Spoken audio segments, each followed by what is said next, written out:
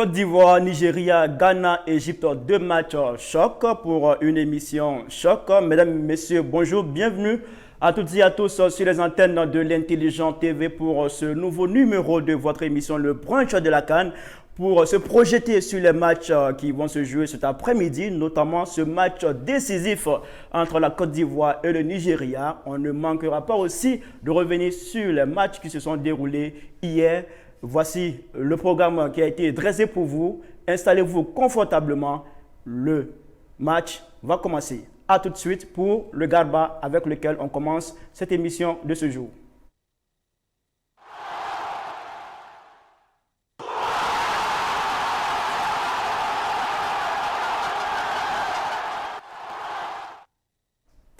Eh bien, une fois n'est pas coutume, mesdames, messieurs, nous allons commencer cette émission par le Garba, comme je l'ai signifié, et puis on va terminer par le Ricouché. Mais Charles Dago me charge de vous dire que ce jour-là, il faut s'apprêter, il faut chercher de l'eau pour mettre à ses côtés, car le piment de ce matin sera très brûlant, et donc prenez toutes les dispositions pour ne pas vous faire brûler la langue avec le piment de Charles Dago. Alors je vais vous présenter le programme de ce jour. On aura 3 matchs à 14h. La poule A va à nouveau fouler la pelouse pour son deuxième match. On aura Guinée-Bissau, Guinée équatoriale à 14h au stade olympique Alassane Ouattara de Bempé. Et puis à 17h, on aura ce match que toute la Côte d'Ivoire attend. Côte d'Ivoire-Nigeria, avant de boucler la journée avec ce match Égypte-Ghana. Messieurs, on va s'intéresser d'abord à ce match Côte d'Ivoire-Nigeria. Comment vous voyez ce match en quelques mots pour commencer, Zizeto? Déjà, j'espère qu'on verra un bon match, et j'espère. Et puis, je pense que les deux équipes vont élever leur niveau. Voilà, parce que la Côte d'Ivoire, certes, elle a gagné 3-0, mais dans la... 2-0, pardon. Mais la qualité du jeu n'y était pas vraiment, vu l'adversaire. Et puis le Nigeria, pareil aussi, qui a eu un peu de mal contre la Guinée équatoriale, mais qui finit par faire 1-1. Donc je pense qu'ils ont envie de se rattraper. Pareil pour la Côte d'Ivoire. Donc je pense que ça serait un match assez équilibré. Et je pense que le plus motivé, comme le Gassé l'a dit, il faut une équipe dense, c'est ce qu'il a dit. Donc il y aurait une équipe dense. Donc je pense que s'il joue sur cette option, je pense que la Côte d'Ivoire a plus de chances de gagner. Mais la Côte d'Ivoire, un peu, pour moi, c'est l'équipe la plus, par rapport aux deux équipes, la favorite. D'accord. Charles Dago, on y est finalement. Ce match Côte d'Ivoire-Nigeria nous attend juste pour quelques heures. Oui, on a vu les deux matchs, on a vu les deux équipes jouer. Le premier match, elles nous ont laissé sur, je dirais, pas de très bonnes impressions. Quand on regarde le Maroc, le Sénégal, on se dit que la Côte d'Ivoire et le Nigeria, qui font partie des grands de ce continent, nous ont laissé plus ou moins sur notre faim. Maintenant, un match ne ressemble pas à un autre. Je pense que le match d'aujourd'hui va avoir son piment particulier, dans la mesure où l'une des deux équipes devra forcément obtenir, dans une certaine mesure, sa qualification. Parce qu'il y a aussi le meilleur quatrième qui peut se qualifier. Si la Côte d'Ivoire gagne, ça lui fera 6 points. Immédiatement, je pense qu'elle est qualifiée. Et puis si le Nigeria gagne aussi, ça lui fera à peu près 4 points. Elle aura plus ou moins un pied en huitième de finale. Donc, c'est un match décisif. Pour moi, c'est qui va faire la différence. C'est le 12e homme que doit constituer le public ivoirien. Parce que les Nigérians, par nature, ils n'ont aucun respect, ils n'ont aucune crainte de tous les pays de la CEDEAO parce qu'ils se croient les plus grands de la CEDEAO, les plus puissants. Et donc, c'est à ce niveau du fighting spirit qu'ils vont faire jouer les choses. Et à ce niveau-là, le 12e public peut venir en appoint à nos 11 pachydermes et ça peut faire la différence. On aura l'occasion de parler de ce 12e homme qui doit pousser nos pachydermes à la victoire. Le temps de prendre aussi la première réaction du coach Alain sur ce match Côte d'Ivoire-Nigeria. Ben écoutez, je pense que ça serait un match engagé dans la mesure où aucune des deux nations-là adore l'erreur. Donc on va avoir un beau spectacle. J'espère que les deux équipes vont élever leur niveau de jeu et je pense qu'il y aura beaucoup d'engagement, il y aura même parfois beaucoup de fautes parce qu'aucune équipe ne va laisser le ballon à son adversaire. Donc c'est tant mieux déjà que dans les coulisses, ça se lance un peu des pics. Et je pense que nous, les spectateurs, nous, les techniciens, on a hâte de voir ce spectacle et j'espère bien que ça sera un très beau spectacle. Alors, cette émission de ce jour, elle est particulière. Vous avez remarqué cela, on a commencé par le Garba. Habituellement, on commence par le riz couché pour terminer avec le Garba. Ce jour-là, c'est l'inverse parce que l'actualité, elle est intéressante, elle est primordiale. C'est la Côte d'Ivoire, le pays hôte qui joue contre le Nigeria. Un autre bouleversement va intégrer cette émission. C'est qu'on va parler à présent du piment de Charles Dago. Ça sera juste après ceci.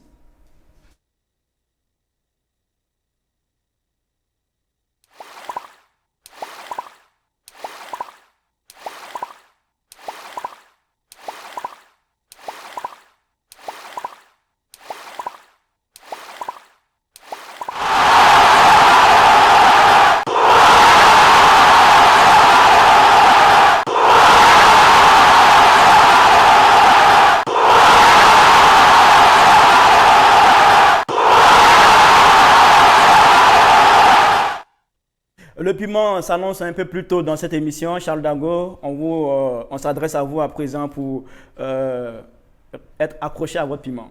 D'accord, je pense que le piment du jour, j'en ai déjà parlé longuement. Je voudrais aussi, c'est pas que je ne peux plus en parler, j'ai encore d'autres choses à dire, mais je voudrais quand même que on réalise que c'est un piment qui est partagé par beaucoup de personnes. Donc si la régie et la réalisation nous le permet, qu'on nous montre un peu les interventions des uns et des autres. D'accord, on y va. On fait signe à 16h. On nous dit à ticket. On va dans les différents endroits. On se rend là-bas. Ils vont donner ticket à 3 personnes. On a attendu, non, à la pointe des réseaux. Bon, venez le lendemain.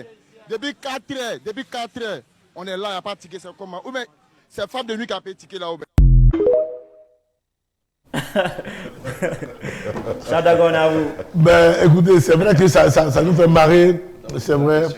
Mais il a posé la question. Même si c'est femme de nuit, au moins, bon, on a l'habitude au moins de la voir, au moins la nuit. Non, mais c'est vrai, ça devient catastrophique, ça devient gênant. Et on ne sait plus qui est véritablement le responsable. On ne parle pas de la culpabilité des uns et des autres pour l'instant. On parle de situer les responsabilités. On ne sait plus si c'est le COCAN qui a la responsabilité de cette situation. On ne sait plus si c'est le gouvernement, parce que le Premier ministre a dit ici de façon singulière qu'il prenait les choses en main dans les 48 heures qu'on allait régler la question. Et puis après, on a entendu encore la CAF dit, bon, comme c'est notre affaire, on reprend les choses en main. Et puis finalement, on a cette cacophonie-là, on ne sait plus qui fait quoi, pour qui. Et ça s'explique, les téléspectateurs sont désemparés. Et c'est compliqué. On est en Côte d'Ivoire et voir de nos frères aller à la place Félix Houphouët-Boigny, à Yamoussoukro, cette maison mythique, aller solliciter l'esprit du père Félix Houphouët-Boigny pour avoir des tickets pour un match de football. Franchement, c'est alarmant, c'est déplorable, c'est pas joli à voir. Tout le monde se plaint. On nous cite des sites de tickets. Les gens vont faire des rangs, des queues. Il n'y a pas de tickets. Bon, finalement, les tickets sont rentrés où? Les tickets sont rentrés où? Écoutez, moi je pense que moi je vais profiter de l'antenne de l'Intelligente TV pour demander solennellement au président de la République de faire comme feu le père Félix Houphouët-Boigny l'avait fait en 1984. Voilà, quand on avait vécu notre déconvenu, le président Félix Houphouët-Boigny, pour continuer de mobiliser la population, avait demandé à ce que les terrains soient gratuits. Et tous les matchs ont été gratuits et le public a répondu présent. Et on a vécu une superbe CAN. C'est ce qui a fait dire aux uns aux autres que Côte d'Ivoire 84 était dans la meilleure des CAN à cette période-là. Donc c'est la question de tickets. Et en fait, toutes ces questions-là persistent et perdurent. Monsieur le Président de la République, je vous en prie. C'est pour nous que vous avez fait ça, la jeunesse ivoirienne. C'est pour la jeunesse africaine que vous avez fait ça. Tous ces engagements que vous avez pris, c'est pour nous, les jeunes. Je vous en prie. Annoncez les tickets gratuits. Annoncez les entrées gratuites. Que la jeunesse africaine aille s'amuser. Le temps viendra où vous allez régler toutes ces questions-là. Mais franchement, ça ne fait pas beau pour votre pays. Pour tous les efforts, les investissements que vous avez faits, ce n'est pas intéressant qu'on perdu dans une telle situation. D'accord, merci beaucoup à Charles Dago pour son piment. On va se retrouver dans quelques secondes seulement pour en débattre.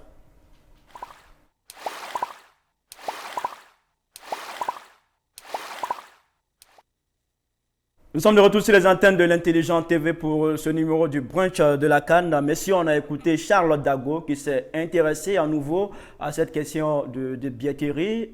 Coach, qu'avez-vous à dire à tout ce que Charles Dago a prononcé? Il parle de gratuité du ticket. Ben, moi, je pense que Charles a touché le vrai point sensible de la situation. J'ai été approché par plusieurs personnes. Je ne sais pas si je peux citer le nom de certaines personnes ici. Je ne peux pas citer leur nom. Parce que ces personnes se sont organisées en association. Ils sont allés faire des rangs. Il y a des messieurs qui se sont mis devant. Ils ont déboursé de l'argent pour avoir des tickets. Et jusqu'à présent, zéro. Ils ont fait des convois. Ils veulent aller supporter, voir le match de 20h, mais zéro. Qu'est-ce qu'on doit faire? C'est simple. L'État prend les dispositions. Et puis après, on situe les responsabilités. S'il y a des sanctions à prendre, on le fait. Parce que si on continue dedans, au fur et à mesure, ça perdure. Et ça devient inquiétant pour la suite de la compétition. Nous ne sommes qu'au premier match d'abord. Aujourd'hui, on va partir pour le deuxième match de la compétition. Et ça existe encore. Qu'en est-il pour les troisièmes rencontres et jusqu'au huitième de finale? Est-ce que l'Ivoirien ne va plus se replier chez lui à la maison et puis regarder les choses se faire à la télévision? Vraiment, excusez-nous, mais il faut que l'État prenne ses responsabilités et après, on verra ce qu'on va faire. Alors, Zeto, est-ce que l'État de Côte d'Ivoire a cette capacité, a les moyens qu'il faut pour assurer la gratuité de l'entrée dans les stades quand on sait que c'est la CAF qui gère cette compétition et puis c'est quand même beaucoup d'argent qu'il faut débourser? Ouais, mais s'ils ont pu le faire en 1984, pourquoi on ne peut pas le faire maintenant? On a 40 ans maintenant, 40 ans après. Au contraire, on a bien évolué là, donc on peut le faire facilement. Donc il y a 40 ans en arrière, on a pu le faire, donc maintenant on peut le faire. Mais comme je dis, il faut trouver une solution rapidement parce que ça perdure, c'est pas bon, ça dure. Et moi je ne pense même pas que ça va changer. Est-ce que pour vous la bonne solution, comme l'a dit Dago, c'est oui, la meilleure solution, c'est solution. Non, pour moi, certainement. Est-ce que c'est la bonne pour vous? Je prends sa réponse pour moi. Je dis, pour moi, la meilleure solution, c'est ça. C'est dommage, mais il faut qu'on fasse le terrain gratuit. Parce que là, même dans 48 heures, ils ont dit qu'ils vont trouver des solutions. Jusqu'à présent, il n'y a pas de solution. Même pour aller voir les autres matchs, où il n'y a pas de public, voilà, on a du mal à voir les tickets. Donc, imaginez-vous pour la Côte d'Ivoire, on n'a pas de tickets. Donc, je pense que c'est un fléau qui va durer jusqu'à la fin de la compétition. Peut-être que ça va s'améliorer, mais il y aura quand même comment on dit ça, toujours des petits problèmes. Donc, il faut trouver une solution radicale, c'est de dire, ok, bon, les terrains sont gratuits, allez-y, allez au stade, regardez les matchs, faites plaisir pour que la CAN soit belle, voilà, c'est comme ça. Et vous trouvez cette gratuité dommageable? Non, c'est dommage. Quand je dis c'est dommage, je veux dire, quand je dis dommage, mais ce n'est pas le plan au départ. Le plan au départ, c'est que chacun paye son billet pour aller kiffer, pour aller s'amuser. Mais là, quand il y a des gens qui veulent aller au terrain, même moi-même, ça fait 2 ou 3 jours que j'achète des tickets pour aller voir le match de Ghana-Égypte. Je n'arrive même pas. Donc je ne peux même pas compter sur le match de Côte d'Ivoire. Parce que là même, là c'est impossible. Donc voilà un peu. Donc je pense qu'à un moment donné, il faut prendre des dispositions et puis on avance. Chalago, vous voulez ajouter quelque chose? Je veux ajouter quelque chose sur la question, enfin la réponse de Zeto. Si les autorités se permettent de partager des tickets à l'entrée, c'est une forme de gratuité. C'est pas moi, ce que je dis, je ne fais que en faisant une porte ouverte. Si devant les stades de Korogo, Boaké, on partage des tickets aux gens, mais celui même qui a acheté le ticket va dire mais c'est plus la peine même, mais faire le rang à me donner aussi rentrer. Non, c'est une gratuité. Donc c'est pour cela que j'invite le chef de l'État à mieux observer cette situation-là. Parce que franchement, c'est nous qui sommes les grands perdants. C'est nous qui sommes les grands perdants. Des symboles de la Côte d'Ivoire sont touchés. Des symboles de la Côte d'Ivoire sont touchés par ce problème-là qu'on aurait pu régler depuis longtemps. Dans le développement de votre piment, vous avez parlé du Premier ministre qui s'est saisi du dossier. Il avait indiqué 48 heures après et on voit que rien n'a changé, la situation perdue. Comment on peut expliquer ça? Ben non, je ne peux pas expliquer, je ne suis pas politique. Moi c'est mon autorité, voilà, c'est mon institution qui me fait croire, qui m'a dit que dans les 48 heures, on prend les choses en main, on va régler la question. Est-ce que c'est là que vous avez dit que la situation dépasse l'état de Côte d'Ivoire? Certainement qu'ils ont certainement regardé dans la marmite, ils se sont rendus compte que le problème est plus profond que ce qu'ils ont pensé. Et que donc voilà, ils ne peuvent pas régler la question. Même la CAF n'arrive pas à régler la question. Mais elle, je la comprends, hein. Elle a déjà gagné son argent. Mais tous les tickets qui ont été achetés qui sont au noir, ça veut dire qu'elle a rempli ses caisses. Donc elle n'a plus d'efforts à faire. Voilà, donc moi je la comprends. Moi, mon problème, il est vraiment la situation de la Côte d'Ivoire. Vous comprenez que des frères camerounais, des frères nigériens, algériens, un peu partout qui sont venus. Parce que les tickets ne peuvent pas être vendus tous comme ça à l'avance. Dans toutes les compétitions du monde, il y a un certain nombre de tickets qu'on vend à l'avance, puis il y a un certain nombre de tickets qu'on garde parce qu'on sait forcément que des gens vont venir au terrain spontanément. Des gens ont pris des avions pour venir regarder, par exemple, Côte d'Ivoire, Nigeria. On sait que le Nigeria est tout près là. Ils vont prendre l'avion, ils vont arriver ce soir, on leur fait croire qu'il y a des tickets, ils arrivent, il n'y a pas de tickets. Ils doivent retourner. Regardez ce manque à gagner. Regardez, au niveau de l'économie ivoirienne, on perd beaucoup d'argent. Regardez dans les villes d'Abidjan, dans les rues d'Abidjan. Quand nous finissons sur notre chaîne de télévision à 22h, 23h, que nous sillonnons depuis zone 4 jusqu'à arriver en passant par Cocody, les maquis sont vides. Les maquis sont vides parce qu'il n'y a plus. Alors que tout ce monde qui est venu pour renflouer les caisses de l'État de Côte d'Ivoire au travers des sorties d'argent dans les maquis, dans les bars. C'est ça l'économie du sport. Mais à ce niveau-là, on est en train de perdre progressivement. Et qu'au-delà de ça, qu'on ne perde pas maintenant la face. C'est pour cela que je demande que le chef de l'État, vraiment, qu'il monte au créneau pour tous les efforts qu'il a consentis, qu'il y cru. La Y4, il y avait beaucoup d'Ivoiriens qui ne croyaient pas qu'on allait l'ouvrir. Beaucoup de choses, on ne pensait pas que les choses allaient se faire. Mais attends, les forces de défense et de sécurité, c'est près de combien de milliers de militaires, de policiers qu'on a, ils sont là, ils ne servent même plus à rien. On les regarde à BP, tu vois que les gens ne vont même plus au terrain. Cette foule pour laquelle on a fait toutes ces simulations, question sécuritaire, là, cette foule n'est pas présente. Donc ça veut dire qu'il y a beaucoup de choses qu'on perd. Dans vos propos, vous avez dit quelque chose qui m'intéresse beaucoup. Vous avez indiqué que lorsqu'il y a gratuité, les gens viendront spontanément. Est-ce qu'il n'y a pas un risque sécuritaire aussi qui se présente? Parce que ouvrir la porte à tout le monde, il y aura un flux important de personnes dans les différents stades. Il y a quand même un risque de sécurité. Khalil, il n'y a pas de risque de sécurité dans la mesure où... Moi, je donne un exemple simple. L'État prend des décisions, il demande à chaque commune d'organiser, par exemple, 10 cars. Mais avant de monter dans le car, là, il y a des fouilles. Il y a des fouilles corporelles, tout et tout. Et on sait que ces 10 cars viennent de Yopougon, de Makori, de Port-Boué, de Koumassi. Il n'y aura pas de problème de sécurité. Est-ce que justement, ces fouilles-là, c'est facile de... Non, mais je dis. Parce qu'on a un cordon de sécurité. Coach Alain, à Boaké, lors du match... Du récent match à Boaké, il y a les populations qui ont forcé l'entrée devant les policiers. Oui, mais parce que cette fouille-là, c'est pas facile. Khalil, parce que là, ils ont donné des tickets gratuitement à d'autres personnes et arrivé à leur tour, on dit qu'il n'y a plus de tickets. Voilà ce qui a poussé ces gens-là à forcer pour entrer. S'ils avaient reçu des tickets, ils allaient faire le rang comme tout le monde. J'ai fait le rang avec Dago et Charles et toi. Arrivé à mon niveau, on dit qu'il n'y a plus de tickets. Mais qu'est-ce que je fais? De repartir encore à la maison? C'est l'évidence. Ah non, mais non. Khalil, juste pour répondre à ta question relativement à ces bousculades-là, mais c'est prévu dans les simulations des policiers, des forces de l'ordre. Si on dit le stade de BP est gratuit, on sait que quand on a dit que c'est gratuit, Abobo Dia seul peut remplir. Voilà. Les Pougon à côté, les deux peuvent remplir. Donc, la gare de Pobo, ce n'est pas la peine. Le stade sera ouvert à 8h. Voilà. À midi, c'est fermé. C'est fermé. En fait, nos forces de sécurité sont formées pour ces choses-là. Elles savent comment l'affluence se gère et tout et tout. Donc, moi, ce n'est pas ça la question. La question, c'est de faire en sorte que cette canne qu'on a dit serait la meilleure canne du monde, la meilleure canne d'Afrique. Qu'une canne qui va réussir, là, on la connaît. Tous ces slogans qu'on a fait sortir là, franchement, nous sommes en train d'aller dans les doigts dans le mur. Et ça, ce n'est pas intéressant. C'est pour ça que je propose cela. Ce n'est pas moi. Parce que ce sont des Ivoiriens qui m'ont donné cette idée-là hier, quand on échange. Parce qu'en qualité de consultant, souvent, c'est un procès comme nous, c'est nous qui avons la chance d'être souvent sur les médias. Nos voix peuvent porter un peu dans la peau des influenceurs sportifs ivoiriens. C'est en cette qualité-là que je fais cette proposition. Il y a beaucoup d'Ivoiriens qui disent, pour arrêter l'hémorragie, c'est la solution. Sinon, on va continuer à s'humilier comme ça, c'est pas intéressant. D'accord. Alors, Zéto Charles a dit, avec tous ces problèmes, on va droit dans le mur. Est-ce que quand vous l'entendez dire cela, vous doutez du fait que la Côte d'Ivoire puisse organiser la meilleure CAN? Pourquoi pas? Bien sûr. Bien sûr, mais comme vous savez, dans toute chose, il y a toujours des petits problèmes. Donc si on arrive à trouver ces genres de solutions, ça va s'améliorer.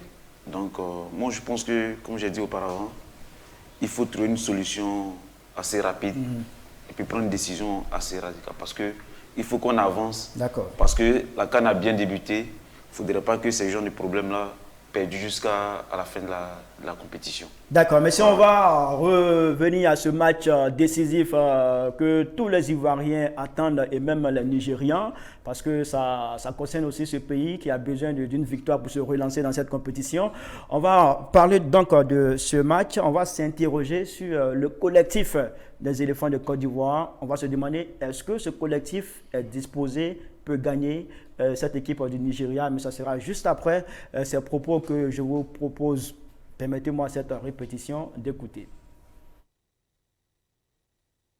Pour un joueur, c'est clair que quand le match débute, on est très très concentré, on fait attention. C'est vrai que sur le papier, le Nigeria a peut-être le plus de talent dans son effectif. Et ils ont une panoplie pour faire différentes équipes, avec bien sûr Osimhen, le monsieur plus de cette équipe. Nous, on a un collectif qui doit monter son niveau de jeu par rapport à notre premier match. On a un collectif qui doit monter son niveau de jeu par rapport au premier match. Est-ce que Zeto pense que cette équipe-là, ce collectif-là peut gagner, peut inquiéter le Nigeria?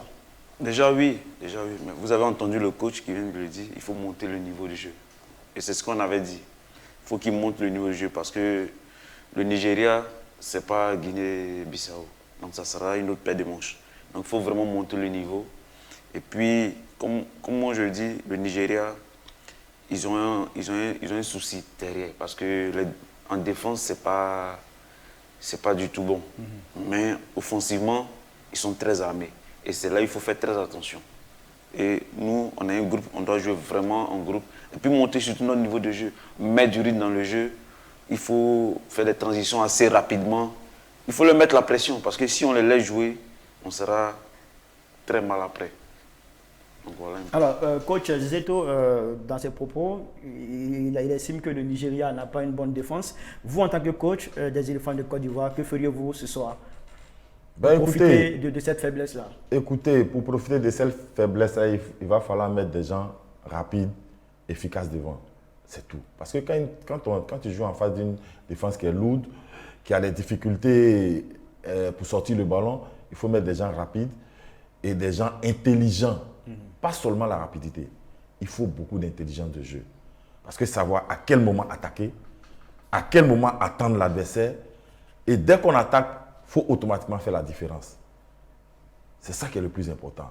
Aujourd'hui, quand tu écoutes le sélectionneur parler et que tu écoutes Mas Gradel parler, tu sens automatiquement que le groupe est en train de prendre conscience d'un fait. Le fait, c'est quoi? Que le Nigeria a vraiment une armada offensive.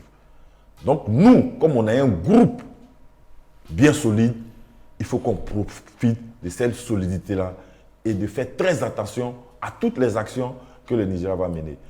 Évitons de laisser le ballon au Nigeria. D'accord. Dagochal, il parle de l'armada offensive du Nigeria. Qu'est-ce qu'il faut faire face à ce type d'équipe? En tout cas, moi aussi, sur ce plateau, vous parlez de l'armada offensive des éléphants. Je ne parle pas de l'armada offensive du Nigeria parce que ça ne m'intéresse pas. Ce qui m'intéresse, c'est ce que les Ivoiriens peuvent produire dans ce match et comment ils doivent s'y prendre pour battre l'équipe du Nigeria.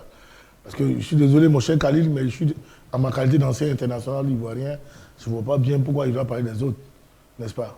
Donc, non, c'est juste pour parler des éléphants de Côte d'Ivoire. Face à une telle attaque, que proposez-vous pour la défense des éléphants de Côte d'Ivoire? Écoutez, parce qu'il y a Osimhen qui a terminé. Tant que je dis, M. Khalil, je ne parlerai pas de l'adversaire aujourd'hui, parce que le match est d'une certaine importance pour nous, les éléphants, d'abord anciens, pour toute la Côte d'Ivoire, que je me vois mal en train de parler des qualités des autres. Je dis, moi, Charles Dago, ici, je vais parler de nos qualités. Justement, parlant de qualité. Et de nos qualités, nos défenseurs n'ont pas seulement que des défauts, ils ont aussi des qualités. Donc je vais les encourager à mettre en exergue leurs qualités. Les avançants, nos attaquants sont aussi des grands joueurs. Quand on prend Boga, c'est un très grand joueur. Quand on prend même le doyen Max-Alain Gradet, c'est un très grand joueur. Jonathan Bamba également. mon fils Crasso, c'est un très bon joueur, le super but qui nous marque. Non, moi je pense que l'entame de la compétition a fait flancher un peu les garçons dans les prises de risques, dans le contrôle, parce que le grand Diomandé, c'est ça, hein, il n'arrivait pas il ratait ses contrôles. Ndika, ils ont fait des petites erreurs dues à la pression de l'entame de la compétition. Moi je pense qu'aujourd'hui, ils vont retrouver toute leur verve, ils vont retrouver toutes leurs qualités, toutes leurs capacités, et puis ils vont donner de la réplique, une véritable réplique à cette équipe du Nigeria dite forte offensivement. Mais je pense que tant que vous marquez un but à l'adversaire, vous êtes plus en sécurité de vous qualifier. Donc moi j'aimerais inviter ici les Ivoiriens à un peu plus de courage, de détermination et de densité dans le jeu pour contrer cette équipe du Nigeria. Si elle a été contrée par la Guinée équatoriale, c'est que nous aussi on peut la contrer, on peut jusqu'à aller la battre. D'accord. Charles Dago, je vous ai entendu, vous dites cette équipe dite offensive. Est-ce que vous doutez de cet aspect? Elle joue contre moi. Je n'ai aucun intérêt à surfer sur sa confiance. Bien au contraire. Moi, je dois surfer sur la confiance des miens.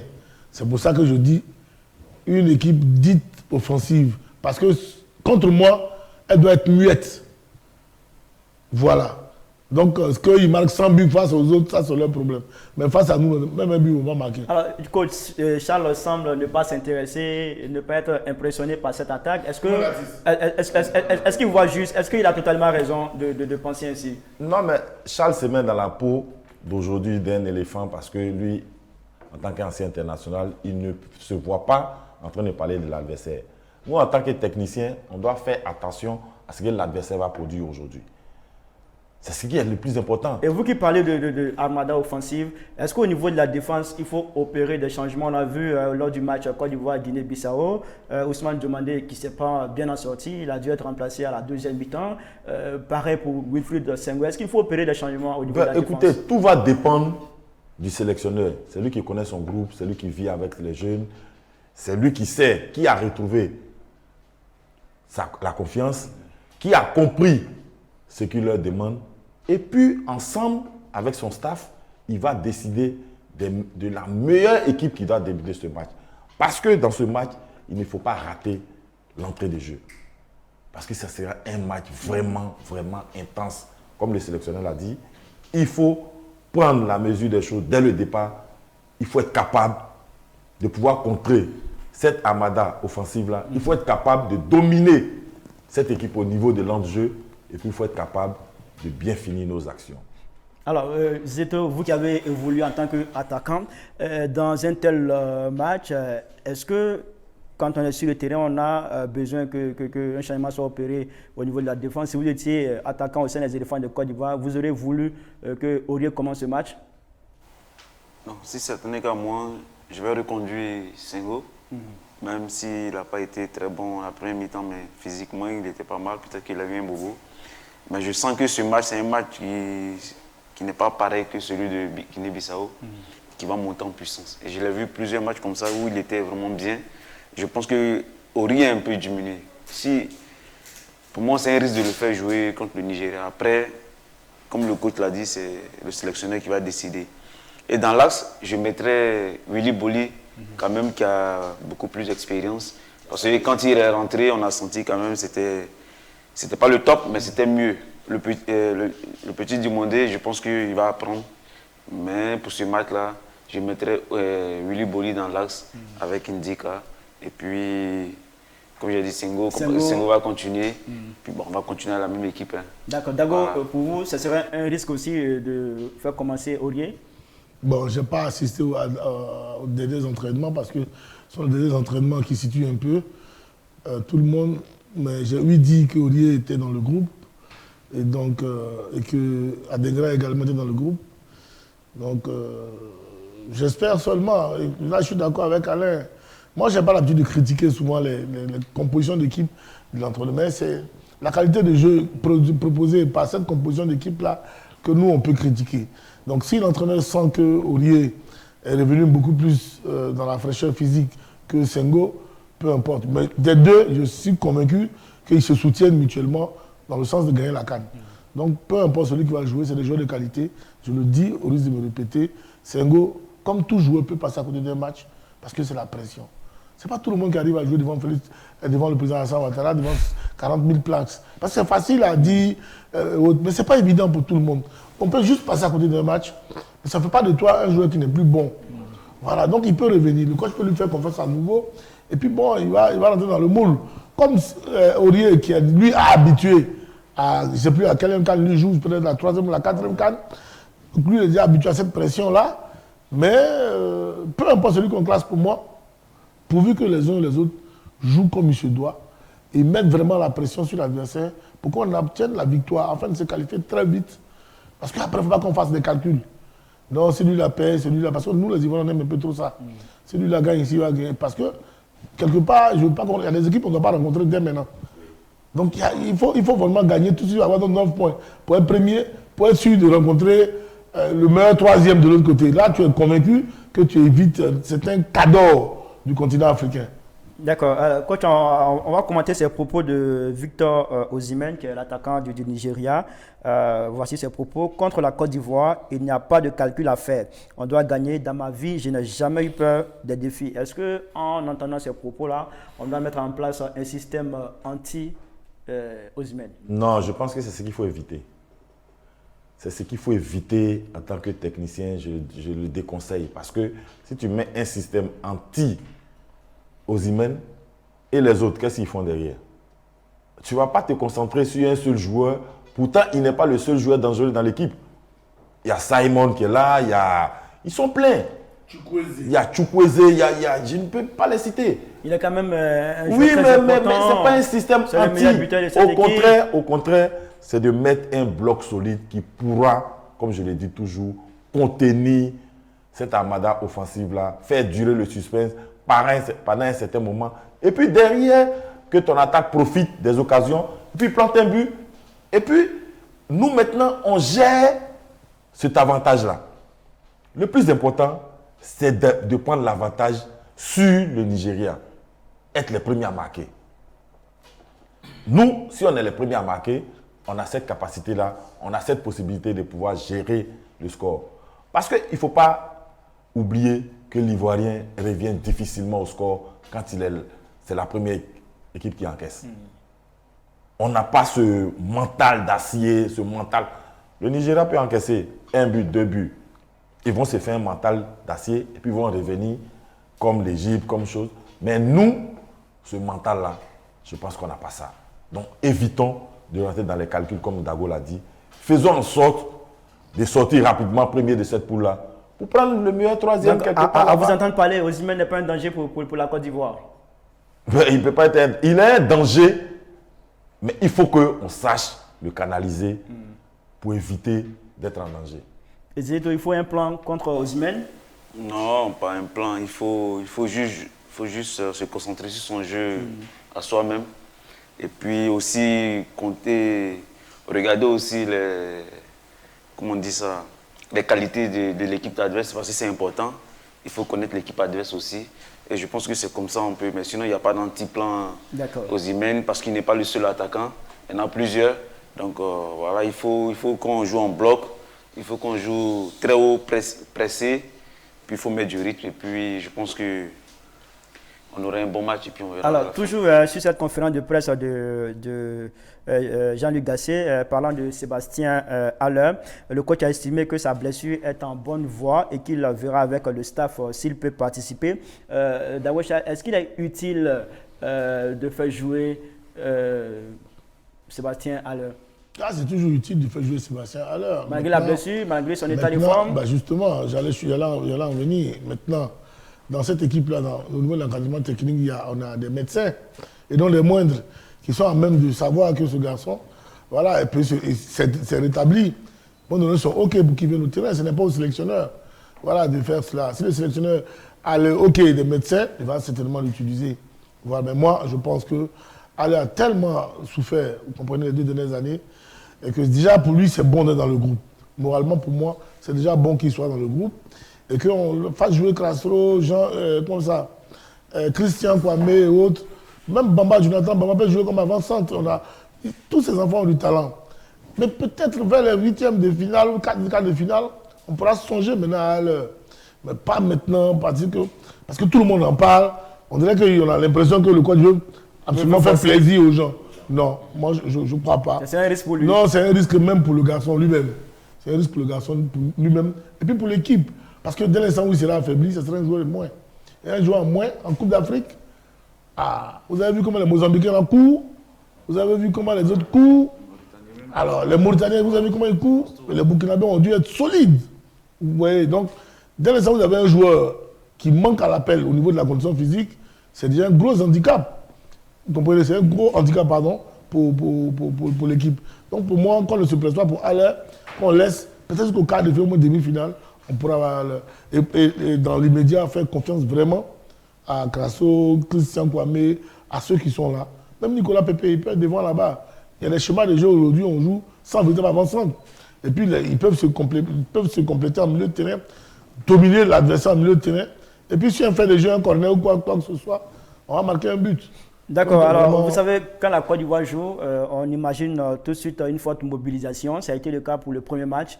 Mais au final, on a eu droit à 36 000 spectateurs. On verra pour ce deuxième match combien d'Ivoiriens, combien de personnes seront au stade Ebimpe. Bon, on va en parler dans l'instant. Je vous propose qu'on écoute Max Alain Gradel qui était avec Jean-Luc Gasset à la conférence de presse. C'était hier. Joueur, c'est clair que quand le match débute, on est très très concentré. On fait attention de ce qui se passe dans les tribunes de l'Europe. Il est clair qu'à ce niveau-là, c'est vrai qu'il y a beaucoup d'efforts à faire. Après, en même temps, on n'est pas surpris parce qu'on connaît la culture.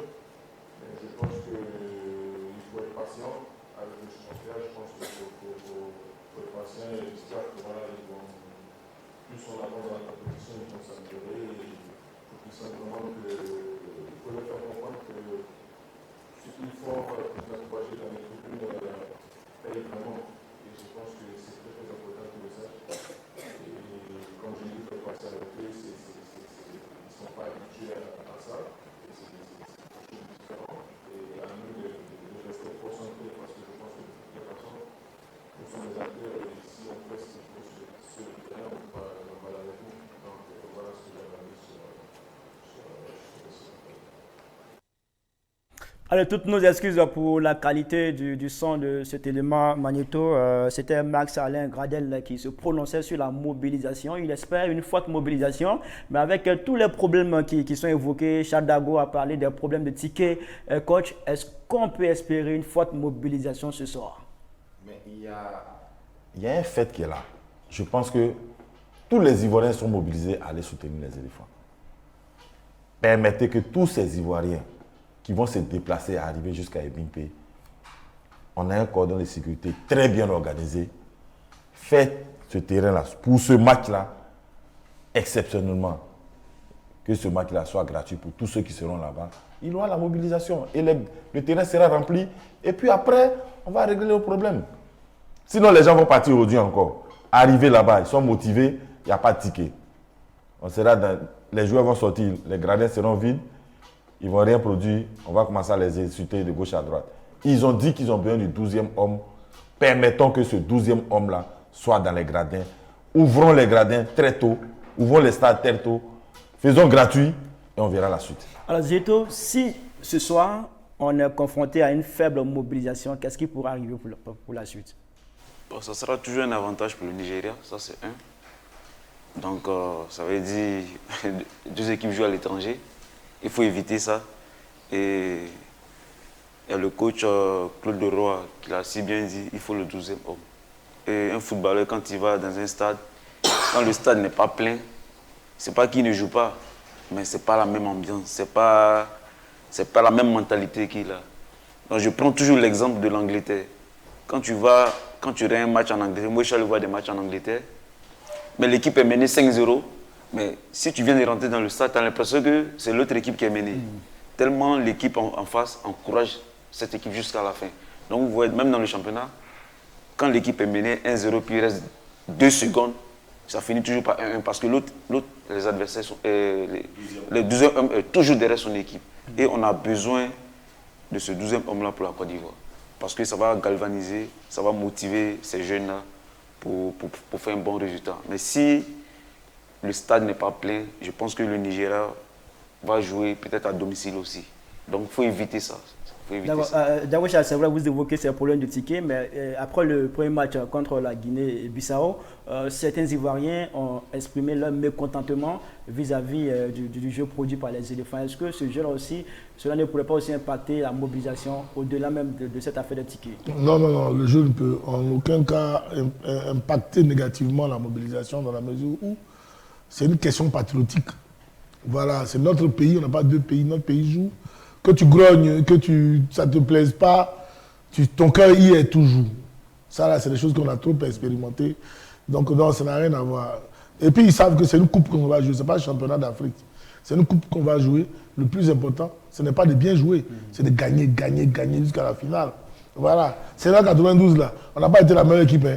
Même 2015, on n'était pas la meilleure équipe. On n'était pas attendu. Hein. Mais on ne faisait que gagner.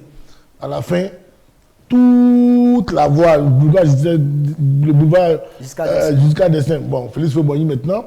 Le boulevard Félix Faure-Boigny a été pris d'assaut par toute la population ivoirienne pour accueillir Yaya Touré et ses camarades. Jusqu'au Félicia. Jusqu'au Félicia. Donc, tous ceux qui sont plaints, quand ils ont vu le trophée, là, ils ont oublié leur plainte. Donc, on invite juste les Ivoiriens à se mobiliser derrière les éléphants et puis de faire l'effort d'aller au terrain. Qu'il y ait des billets ou pas, allez-y au terrain. C'est sûr que même les policiers eux-mêmes vont certainement ouvrir. Parce que c'est capital pour nous. Ce pas des choses qui sont nouvelles. On a déjà vécu ça ici, ça fait ce bonnie. Quand c'est un peu chaud, les policiers eux-mêmes se déshabillent et puis ils rentrent sur le terrain. Et puis tout va venir sur le terrain. Je voulais préciser quelque chose. Il faut que nos supporters, nous qui sommes supporters, quand on part au stade, il faut qu'on aille supporter. Il ne faudrait pas qu'on fasse l'entraîneur, parce qu'il y a beaucoup d'entraîneurs. C'est quoi supporter pour vous? C'est d'encourager, de chanter, de célébrer. Nous, on sait jouer le ballon dans ce pays. Mais quand tu vas au stade, il y a des gens qui sont spécialement au stade. La majorité des Ivoiriens, c'est comme ça. Non, donne le ballon ici. Fais ça. Pendant que le match est joué. Est-ce que ce n'est pas une forme aussi de supporter? Non, ce n'est pas une forme de supporter. Ça, c'est pas ça. C'est pas un supporter. Tu peux rester chez toi pour le faire. Quand tu viens au stade, quand tu rentres à la maison, tu dois perdre ta gorge. Ah, j'ai mal parce que j'ai crié, parce que j'ai vécu le match. C'est ça. Mais à force de dire celui-là, tu ne même pas. Tu passes ton temps à critiquer. Tu joues les entraîneurs, tu fais le numéro 10, tu recomposes le match, tu reconstitues tout. Comme si toi tu as les qualités professionnelles pour ça. Regardez les Arabes. Bon, malheureusement, nous les Ivoiriens, nous sommes comme ça. Mais est-ce que le public aussi n'a pas un droit de jugement, coach? On ne leur arrache pas, on ne les empêche pas de juger. Non. Pendant que le match se déroule, ils doivent supporter. C'est leur. Ils n'ont pas le droit de jugement. Non, ils doivent supporter. Donc pour toi, la dernière fois, donc pour toi, la dernière fois, à cause de ce piment-là, pour toi, la dernière fois, quand ils ont eu une chose là, c'était normal. Je ne vais pas me prononcer sur ça. Mais c'est un jugement. C'est un jugement. Mais c'est de ça que nous parlons. C'est dangereux. Ils ne sont pas là-bas pour critiquer leurs joueurs. Ils sont là pour les encourager, les supporter jusqu'à la fin. Voilà. Après, maintenant, on fait le bilan. C'est le patriotisme qui pousse aussi à critiquer. Quand on dit qui aime bien, châtie bien. Moi, je dis, il y a un truc. Quand tu es un patriote, tu ne craches jamais. D'abord, il y a un truc qui est simple. Dis à l'entraîneur, change-lui là. Ça, c'est pas ça qui est le plus important. Le plus important, quand le gars il contrôle le ballon là, il faut l'encourager. Même quand il manque là, il faut l'encourager. C'est très difficile aussi parfois. Hein. Oui, mais si c'est difficile là, celui qui est dans la tribune qui crie là, il a déjà joué au football. C'est que tu n'es pas un supporter. Est-ce qu'il peut être entraîneur? Parce qu'il ne faut pas s'asseoir dans la tribune pour dire faut faire entrer là, quand lui-même il va s'arrêter là en tant qu'entraîneur là. On va lui demander de faire un remplacement, il va dire non, je ne fais pas. Mais c'est pour ça que depuis on vient ici, il a même fait Garba pour nous. On sait pas si va venir. Non, mais quand on va au terrain pour regarder ce genre de match-là, on n'a qu'à laisser nos histoires de Pierre, A5 Africa, tout ça. Laissons ça dehors. C'est la nation. Allons supporter. Poussons nos éléphants à la victoire. Un point, un trait. Parce que s'il n'y a pas ce 12e homme, comme Zéto l'a dit là, le Nigeria va se sentir à domicile. La Côte d'Ivoire va se sentir à l'extérieur parce que on se dit qu'on joue sur un terrain neutre. Oh, évitons ça. Allez-y au terrain. Même s'il n'y a pas de ticket, allez-y. Aujourd'hui là, s'il n'y a pas de ticket, vous allez rentrer. En tout cas, la Côte d'Ivoire ne jouera pas sur un terrain neutre parce que c'est le pays hôte. Mais il y a deux équipes qui vont jouer sur un terrain neutre. Il s'agit du Ghana et de l'Égypte. Ce sera le dernier match de cette journée. On va en parler un peu brièvement avant de s'intéresser au match dit entre le Maroc et la Tanzanie. Alors, Zéto, il faut une opération de retour pour les Black Stars dans ce match. Pour les deux équipes, les deux équipes, c'est pour ça. Mais plus pour le Ghana qui a perdu son premier match. Non, pour les deux équipes. Parce que l'Égypte aussi a fait un faux pas. Ils ont pris un point, c'est pas assez. Donc il faut qu'ils gagnent déjà même pour que on espère qu'ils même soient troisième ou deuxième. Donc les deux équipes, c'est impératif qu'ils gagnent. Donc c'est pour ça que c'est un très bon match. Et je pense que c'est l'équipe qui aura mentalement bien dans la tête qui va pouvoir s'en sortir. Parce que le Ghana aussi, je sais qu'ils vont se donner à fond parce qu'ils n'ont plus droit à l'erreur. Ils n'ont plus droit à faire un faux pas. S'ils font un faux pas, je pense que c'est fini pour eux. Le mieux pour eux, c'est de gagner. Donc l'Égypte aussi, le mieux, c'est de gagner aussi. Donc ça sera un très bon match. Et je pense que c'est celui qui sera fort mentalement qui pourra sortir. La différence va se faire au niveau du mental. Entre l'Égypte et le Ghana, qui pour vous a le mental le plus solide? Non, mais l'Égypte a toujours gagné le Ghana. Ça, c'est dans toutes les compétitions, en Coupe d'Afrique, qualification Coupe du Monde, l'Égypte gagne toujours le Ghana. Ça, c'est un fait. Maintenant, après le Ghana, on peut être considéré comme jouant à domicile. Malheureusement, la question des tickets aussi fait que les Ghanais ne sont pas venus nombreux. Voilà. Et donc, c'est ce qui nous dérange un peu. Mais moi, je pense que l'Égypte a un cran au-dessus. Quand on voit la réaction dans laquelle l'Égypte s'est installée pour venir faire ce match nul là, face à son adversaire lors du premier match, contrairement au Ghana, qui franchement a laissé un peu libre cours sur le terrain, alors que cette équipe est constituée de super joueurs. Mais voir le Cap-Vert s'asseoir sur le Ghana de cette façon-là, c'était un peu... Pour moi, c'était un peu gênant pour une grande équipe comme le Ghana.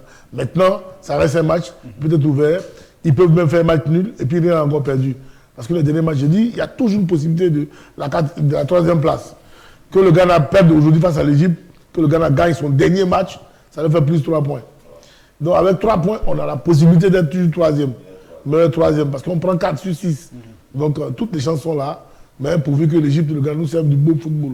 Comme ce fut le cas du Maroc hier qui nous a donné un football franchement chatoyant. Alors coach, en tant que coach, comment est-ce qu'on doit commencer un tel match aussi capital entre le Ghana et l'Égypte? Mais c'est d'attaquer d'entrée de jeu. C'est d'attaquer d'entrée de jeu. Parce que si tu laisses le ballon à l'adversaire, tu vas te dire, bon, on va voir comment ils vont jouer. Non, tu te fous voir. Tu as besoin des 3 points pour avancer. À la limite, il te faut 1 point pour espérer gagner ton dernier match pour avancer. Donc, mais il n'y a pas de calcul à faire. C'est d'attaquer d'entrée de jeu. Et si tu attaques d'entrée de jeu, tu as la possibilité d'avoir un coup de pied arrêté à l'entrée de la surface où tu as profité. Tu as la possibilité d'avoir un but, tu as la possibilité d'avoir un penalty. Et puis derrière, tu as la gestion maintenant du score que tu viens d'avoir. Mais si tu commences à gérer dès le départ pour chercher le match nul, non, le match nul, on va d'abord chercher la victoire. On va chercher les 3 points. Quand on n'arrive pas à avoir les 3 points, écoutez les gars, il reste 10 minutes. Contentons-nous de nos 1 point là. Et puis demain, on va voir comment il va faire. Mais tu ne viens pas sur le terrain pour dire, bon, aujourd'hui là, ici venir chez match nul. Jamais. Ça, c'est impossible. Tu retourneras avec une défaite. Tu retourneras avec une défaite. Parce que la meilleure manière de défendre, c'est d'attaquer. Voilà, simple. D'accord. Messieurs, on va maintenant s'intéresser au ricochet par lequel on devait commencer cette émission. Mais là, comme je l'ai dit à l'entame de cette émission, une fois n'est pas coutume, on retourne donc au ricochet de cette émission.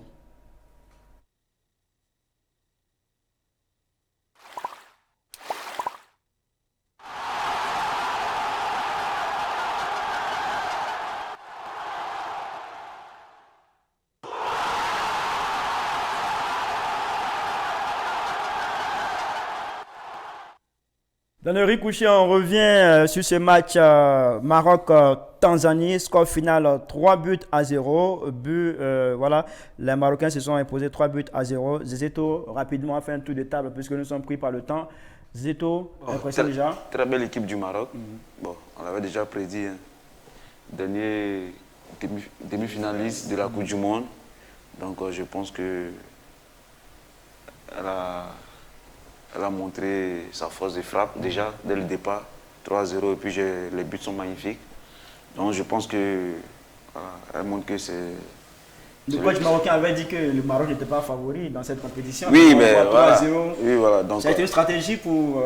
Non, ce n'est pas une stratégie, mais voilà, on ne va pas gagner un match avant d'aller jouer. Donc voilà, il faut être prudent aussi, même si on sent qu'on a des qualités. Donc je pense que c'est ce qu'il voulait dire. mais il avait confiance en son équipe, il savait la valeur de son équipe. Et je pense que tout ce qu'on avait dit du Maroc depuis le départ, ils l'ont montré sur ce match-là. Et je pense qu'ils vont monter aussi en puissance. Et vraiment, cette équipe que je vois là, il faut vraiment compter sur elle. Avec son attaquant El Nsineri, qui est vraiment très bon, qui a un jeu de tête aérien magnifique. Donc je pense qu'il faut compter vraiment sur cette équipe marocaine. Rachad Dago, après avoir vu ce match contre la Tanzanie, où est-ce que vous voyez cette équipe marocaine dans cette compétition? En tout cas, elle est déjà dans le carré, dans le carré final. Cette équipe m'a vraiment bluffé parce que j'avais eu l'habitude de dire que ce sont des équipes qui ne réussissent pas trop en Afrique subsaharienne. Et là, je l'ai vu hier jouer comme s'il était à domicile. C'est vrai que l'adversaire, pas que n'était pas de taille, parce que l'adversaire, certains confrères ont dit non, que c'est parce que l'adversaire est faible. Je dis non. C'est le Maroc qui s'est facilité son match. Sinon, l'adversaire s'est qualifié au même titre que tout le monde pour venir, donc il a le niveau. Mais c'est dans l'adversité que l'adversaire est tombé. Et donc, c'est l'adversaire qui était vraiment, comme je dis, le Maroc a été vraiment au-dessus de la mêlée et tout de suite s'est installé sur les Tanzaniens au point où, bon, on n'a pas reconnu une équipe tanzanienne. Le carton rouge a suscité quand même des réactions négatives. Hein? Non, c'est un carton rouge justifié. Ça, on va toujours dire des choses justifiées. Voilà. Apprenons à un moment donné aussi à respecter un peu le corps arbitral, les gens qui on n'a pas dit que tu n'es pas libre de donner ton opinion, mais de façon exagérée, c'est un peu trop. Donc pour moi, le carton rouge est justifié, même si cela peut expliquer le fait que, bon, ça a permis aux Marocains de beaucoup plus dérouler. Mais bien avant le carton rouge, le Maroc a déjà le pied sur le ballon. Donc pour moi, c'est une équipe qui peut aller très loin. Il faut vraiment craindre le Maroc. Alors coach, les 3 buts qui ont été inscrits par le Maroc a augmenté le nombre de buts à 27 après 12 rencontres pour cette première journée, soit une moyenne de 2,5 buts par match. Comment est-ce que vous pouvez comprendre ces chiffres-là? Ben, je pense que les attaquants ont commencé à prendre leurs responsabilités. Toute l'armada offensive a commencé à prendre leurs responsabilités parce qu'au départ, on a senti que les premiers matchs étaient vraiment fermés. Aujourd'hui, le Maroc vient, avec sa patte, augmenter le nombre de buts. C'est vraiment un avantage et c'est vraiment nécessaire pour cette compétition. Maintenant, comme on l'a dit ici, le Maroc mondialiste, dernier carré du mondial. Après ça, ils font des victoires aux éliminatoires. Bon, la logique a été respectée. Alors pour terminer, vos pronostics pour ce match Côte d'Ivoire-Nigeria, Zezeto? Bon, je dirais 1-0 pour la Côte d'Ivoire. Qui va marquer le but? Oh, là, c'est encore plus dur. Un attaquant? Ou un milieu de je terrain? dirais, parce que je dirais Sékou Fofana. Sékou Fofana, s'il marque encore, c'est un joueur que j'aime bien. Voilà, parce que c'est le seul qui met vraiment du rythme quand il faut. Peut-être qu'il me fait penser à moi, c'est peut-être pour ça aussi. D'accord. J'aime bien quand on a le ballon, il ne faut pas qu'on traîne, il faut mettre du rythme, et voilà, parce que les attaquants ont besoin. Donc c'est pour ça que j'aime bien ce joueur-là. Puis c'est quelqu'un qui se projette devant et s'il marque encore aujourd'hui, bon, il va encore confirmer pourquoi on avait besoin de lui. Dago Charles, pronostic Côte d'Ivoire-Nigeria? 2-1, mais je ne sais pas qui a gagné. 2-1, vous ne savez pas qui a gagné? J'ai vu 2-1, mais je ne sais pas qui a gagné. Quelqu'un pourra dire à côté que c'est le Nigeria. Bon, je dis, je ne sais pas qui j'ai vu.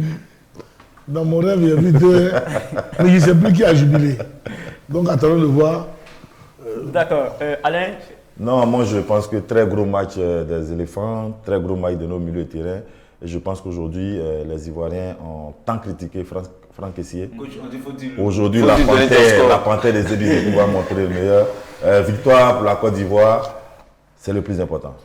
D'accord. En tout cas, moi, mon pronostic est que le meilleur gagne dans ce match Côte d'Ivoire-Nigeria. On aura le temps de revenir ici demain pour décrypter ce match.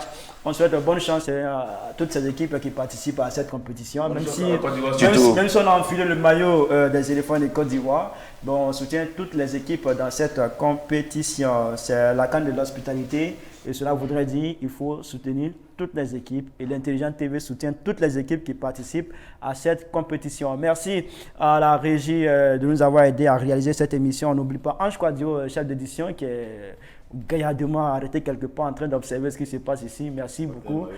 Voilà, il est aux couleurs des éléphants de Côte d'Ivoire. Merci à toutes et à tous et puis à très bientôt sur nos antennes. Au revoir. Allez.